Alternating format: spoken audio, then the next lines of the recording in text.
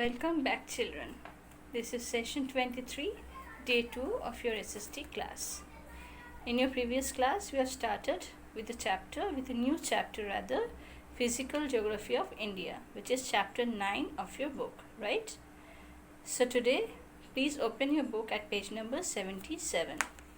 We are going to start from the northern plains. The northern plains are located to the south of the Himalayas. In the west, they extend into Pakistan. Bangladesh is situated on the eastern part of the plains. Many huge rivers flow through the flat land of the plains. These rivers carry silt. What is silt? Silt is the mixture of sand and mud, as well as gravel. Gravel means small stones. In the monsoon, the rivers often flood. When this happens, the silt and gravel spread over the land. This is called alluvium. This process of flooding and alluvium spreading over the land has helped to form the northern plains over thousands of years. Plants grow very well in alluvium. Now, next is the Great Indian Desert.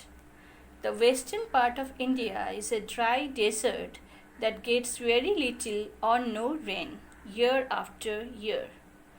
Some areas are very sandy with sand dunes, whereas in other parts there is desert vegetation.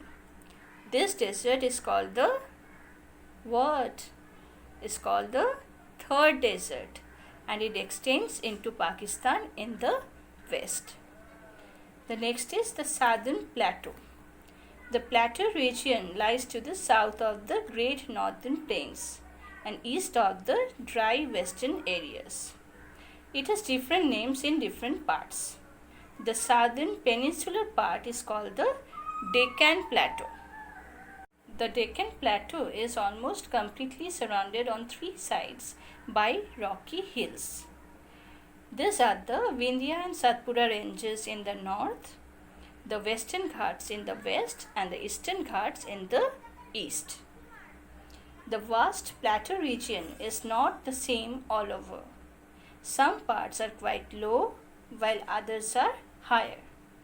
In some parts, there are huge rocks. In many parts of the plateau region, there are forests with deciduous trees. Next is the coastal plains. The coastal plains are narrow strips of flat land that form a V shape around the plateau region. The eastern coastal plain lies between the Bay of Bengal and the Eastern Ghats. The western coastal plain lies between the Arabian Sea and the Western Ghats. The eastern coastal plain is wider than the western coastal plain. The two plains join at the southern tip of peninsular India.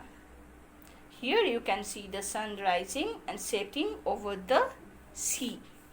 The coastal plains have lovely beaches with tall coconut trees along the coast. The coconut trees, mangrove forests, and other trees growing along the coast protect the land from storms and cyclones.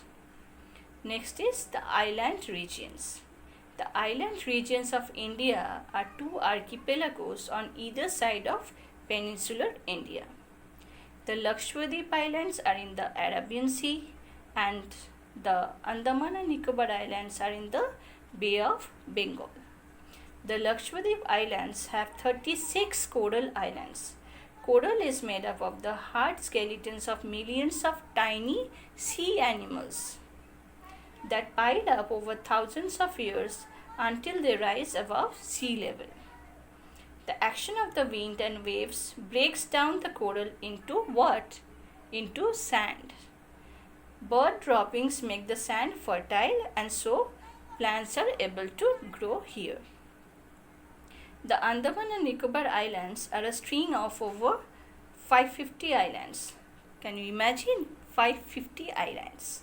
It rains a lot in these very hot islands. The heavy rains are good for plants, and so there are thick forests here. Next we come to the rivers of India. The Indian subcontinent has many rivers. We all know that there are many rivers in our country. In the higher mountains and hills, these rivers flow very fast. The flowing water carries with it silt and stones, as I said earlier. In the plains, the rivers flow more slowly. They carry the silt and stones to the mouth. If the river floods, they spread over the land. India's rivers are either perennial or non-perennial. Now, what is perennial and what is non-perennial? I'll explain now. Perennial rivers. These have water all the year round. All these rivers are in North or Northeast India. They have their source in the Himalayas or in snowy regions beyond the Himalayas. They get water from melting snow, so are also called the snow-fed rivers because they get their water from snow. Apart from water from melting snow, they can also get very full of water if the monsoon rain is heavy. When this happens, the rivers flood the surrounding areas. In the hills and in the plains, other smaller rivers join the main rivers. There are many other rivers which join the main rivers, and these are called the tributaries. Some examples of the main perennial rivers are the Indus, Ganga and Brahmaputra. The Satluj, Yamuna and Tista are examples of snow-fed tributaries. Now, what are non-perennial rivers? Non-perennial rivers start because of heavy rain in the hills. So are also called rain-fed rivers. So perennial rivers are called snow-fed rivers because they get their source of water is from snow, melting snow, and these non-perennial rivers are rain-fed rivers. Okay, because they get their water from the heavy rains. As they are rain-fed, they sometimes do not have any water when there is less rainfall. Rain-fed rivers are found in central and south India. In the Deccan Plateau, many rivers start in the western Ghats and empty into the Bay of Bengal. They flow eastwards as the plateau is higher in the west. Okay, two such rivers are the Mahanadi and Krishna. The Narmada and Tapi start in the plateau region, flow west and empty into the Arabian Sea. Some rivers like the Betwa and Son start in the northern part of the plateau and flow towards the Great Northern Plains. Rivers are very useful. We all know that. Let us see some examples. Okay? People use their water for growing crops. In many places, river water is used to produce electricity. People in all the areas through which these rivers flow need to cooperate with each other so that everyone is able to benefit from them. The rivers of India and its geography link the people of the different regions of India. It's very true, right? So, this was the chapter, dear children.